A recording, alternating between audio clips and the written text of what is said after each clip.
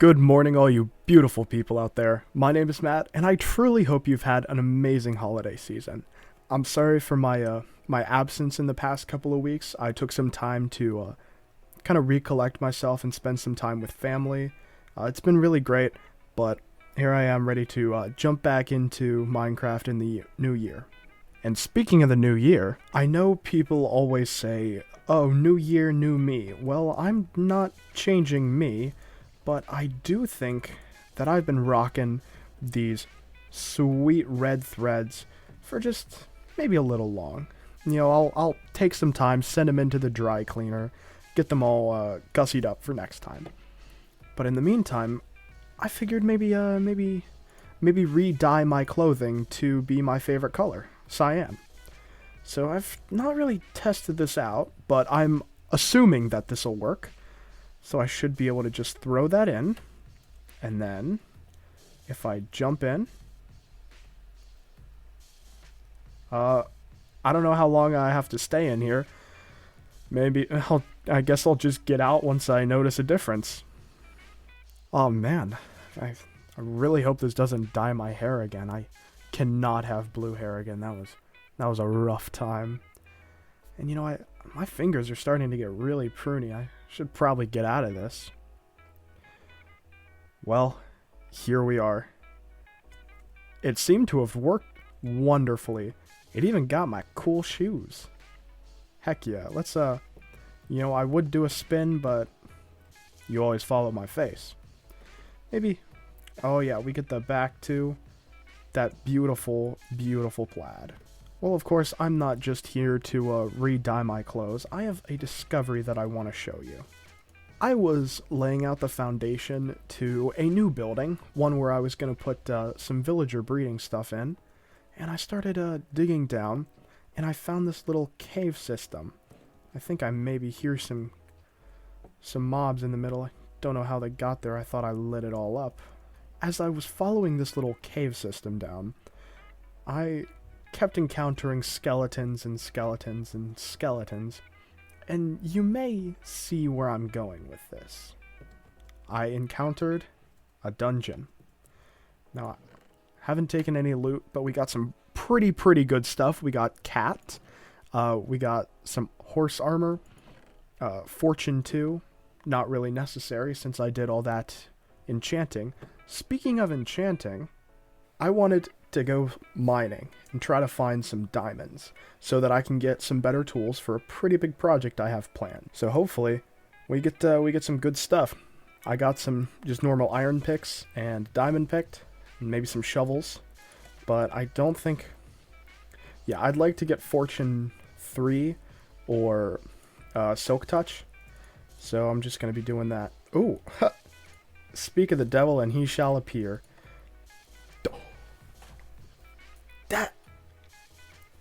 That's a really good pick. Oh my god, that's a really good pick. Wow, okay. I may have to make another I may have to make another diamond pickaxe if I find fortune 3. But I guess let's just continue enchanting. There's the enchantment. I still got a couple levels to spare for this. So efficiency 1, that's kind of meh. Shut the front door. Oh my gosh, I never get good luck with these kind of things. Never. I don't use this one. Never. It's always like millions and millions of, just not the greatest. And that's another. Oh. Guys, today is my lucky day. I don't know what it is. Wow, holy cow. But we got 2 really quite spectacular picks. I'll do a little bit more enchanting, just kind of like the lower ones. I've thoroughly explored every single cave in the relative area, but I have started a very small strip mine. And of course, I'm not the biggest fan of strip mines, but you gotta do what you gotta do. So yeah, I'll be down here. I'll see you guys in a bit. Well, folks, as lucky as I was with the enchanting, I didn't get as lucky with the mining. Still some pretty good stuff, but, you know, for 4 hours, I think it could have gone a lot better. Now, here's what I got, you know, quite a lot of coal. What is that, 12, like 13 stacks of coal. I got quite a bit of redstone, quite a bit of iron, but only 31 diamonds, which is pretty good, especially seeing as we have Fortune 3. But still, it would have been nice to get at least half a stack. But I'm going to break these down and see how many we get. Yeah, that's quite a lot of stuff. Maybe I didn't think this one through. I don't know, one thing's for sure, and that's I'm going to get a lot of coal from this. I don't think I'm ever going to have to go mining for coal again. Not that I did in the first place. So here's what we got from that little breakdown. Now we can do quite a lot of fun things with these. You can throw them around. You can use it as a bedside decoration. You can even attempt to give some to your pet llamas. Although they probably won't take them. While all of these are things you can do with diamonds, what I think I'm going to do is start crafting some good gear. You know, I have 2 really good pickaxes. They just need a little bit more of enchanting stuff. But in terms of armor, I'm still in just kind of broken iron armor. And also I'd like some more tools. So what I think is, let's get a diamond axe, a diamond shovel, and I guess a diamond sword. And that should take care of all of our tools. Well, I guess a diamond hoe if you want, but yeah, I'm not. Maybe some other time. And then, of course, we gotta get the gear. Cover me with diamonds. It's kind of funny how it goes, like, the Santa hat goes on top of the diamond helmet. I did some of that. Kind of forgot to say anything, but it turned out really, really good. I got some pretty good picks, and then I did quite a bit of mining with them, and got quite a few of that shiny, shiny blue. That good old, that sounded terrible. That diamonds. I got quite a few diamonds. But back to this spawner. As I was here wondering where this leads to, I got quite a pleasant surprise. As if I dig directly up, only a few blocks,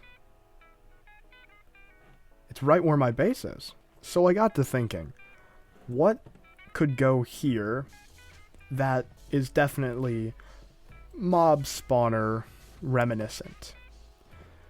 Well, you know, there's skeletons, so maybe a graveyard.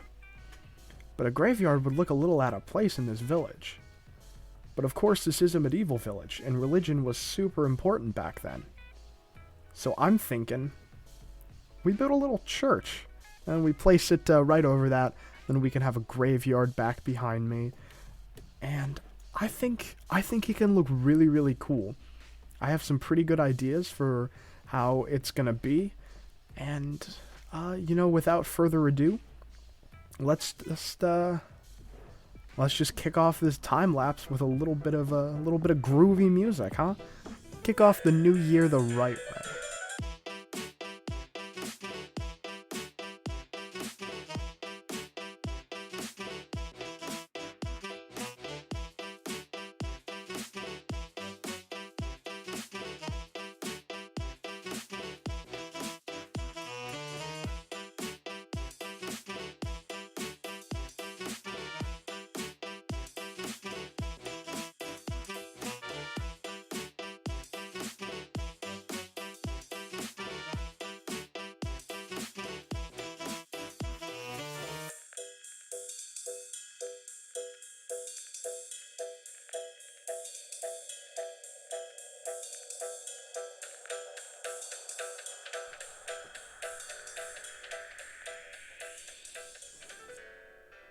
Well, guys, it's done.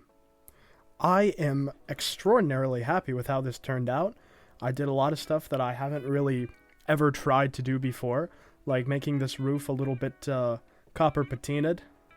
That's where the copper roofing oxidizes and turns from the brown color to the more green color, like what happened to the Statue of Liberty.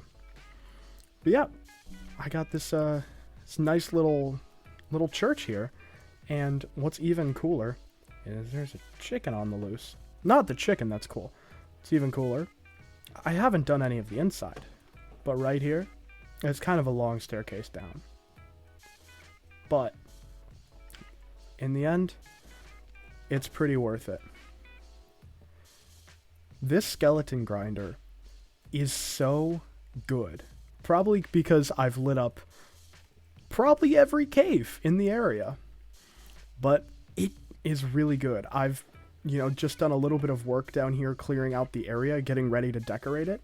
And I've gotten so many arrows and bones from these guys. Here you can see the inside of it. We got this little water system taking them up to where they will fall down, and then we kill them. And this thing up here is really interesting because if a skeleton spawns on top of the spawner, then it'll trigger this tripwire hook, or the tripwire that's there, and that will cause water to push them off of it. This increases rates by, I think, like 6%. If you want to learn more about it, Ilmango has an incredible video on it, and I would definitely recommend checking it out. Now, I've just been talking for maybe a minute at most, probably like 30 seconds, and already there are quite a few skeletons down here.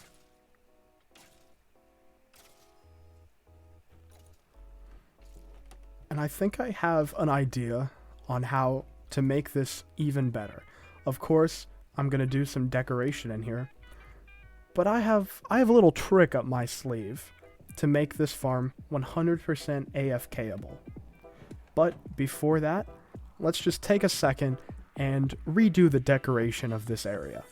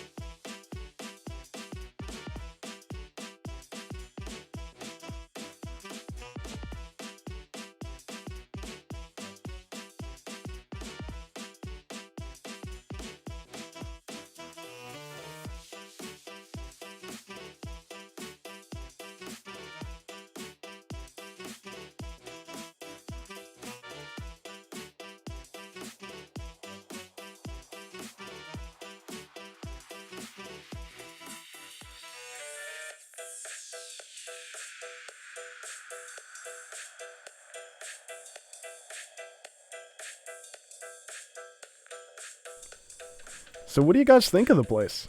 I'm really, really happy with it. I think it looks super cool, especially all the red and the nether elements.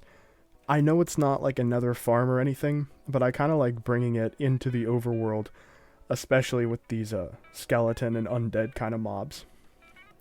So it's a super simple system, and we kill the skeletons here. They're down to 2.5 hearts, they're left, and then it is taken away down here into a little bubble column in here, and that puts it all the way into these chests where we use an item sorter to sort through what we have. So we have bones, arrows, and everything else. So this is pretty good, but it could definitely be better. And so that's what I think I'm going to do right now, and what I need for it are quite a few bones. Now skeletons are because they will be automatically attacked by a wolf. And if a wolf kills something, and you've tamed it, then you get the XP from it. So I think I would like to get 6 or so dogs, and we get them down there, and then they just go to town, absolutely destroying all the skeletons, and then we get all the XP, and we can just completely AFK there, and it should be pretty great. Especially since I'm surrounded by taiga biomes. shouldn't be too hard to find 2 wolves. And then we can breed them together and have maybe 6 or so. I also kind of like the idea of using wolves to kill them, because in Egyptian mythology, you know, the one guy, the guy with the dead people, not Osiris, but the other guy, Anubis, that's his name. Anubis took the form of a jackal because jackals, you know, like Egyptian dogs, kept eating all the dead people, and they couldn't get safe passage, so he turned into a jackal to, like, rule over them, I think. And I kind of like bringing symbolism into the stuff that I do here. I took my dog to the dog park the other day for the first time, and he's kind of a small guy. You know, he's not a puppy, but he's just pretty small in general, only like 15 or so pounds. But I took him to the dog park, and there were only big dogs there, and he was so absolutely scared. And I feel really bad for him, because I thought he was going to have a lot of fun, but he was just like tail in between his legs, slowly walking around the perimeter. And I feel bad about it, but then I took him on a super long walk for like 2 hours around a bunch of trails up where it was. And he really seemed to enjoy that. Seems to like walking a lot more than playing, I guess. Maybe this is payback for that one episode in my last Let's Play where I massacred an entire village for like 17 cats. I think this is a divine punishment. Heck yeah! Okay. Now let's get out of here before mobs start coming for us. Do dogs breed with bones, or do they breed with what are they called? Like steak? I don't know. I haven't really bred dogs before. Now, are they gonna follow me or teleport? I think I have lost my dogs. Oh, okay. One just teleported. Sweet. Now we need the other one. The other one teleported too. This is pretty great. So now, can I breed the 2 together with bones, or do they need... No, don't go up there. Don't go up there. Don't go up there. So I guess I need steak to breed them together. But maybe they'll attack? Let's see how this goes. They don't seem to be doing much of anything, which is kind of a shame. I expected them to, you know, go and attack them.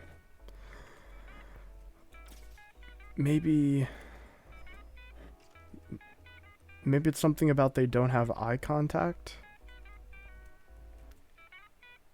So, let me grab a pickaxe to get rid of this glass and see if that helps. I am back. I have brought raw steak and cooked steak, and also some dye, because I want to know if, when they breed, if they have the same colored collar as the parents, or if it's just always red. Now let's actually move these guys out of the way a little bit. See what happens. Okay, so they can clearly see me and shoot. So maybe if I put like a slab or something down there. Let's try this. I don't think they can see me. Now can you attack them?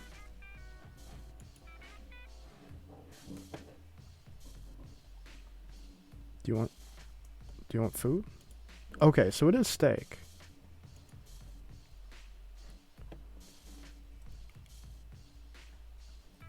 And it looks like... Okay, so they can attack them now. Ooh. But it looks like sometimes they take damage if they are small and they get up in there. But it also looks like... Yeah, so they always have a red collar.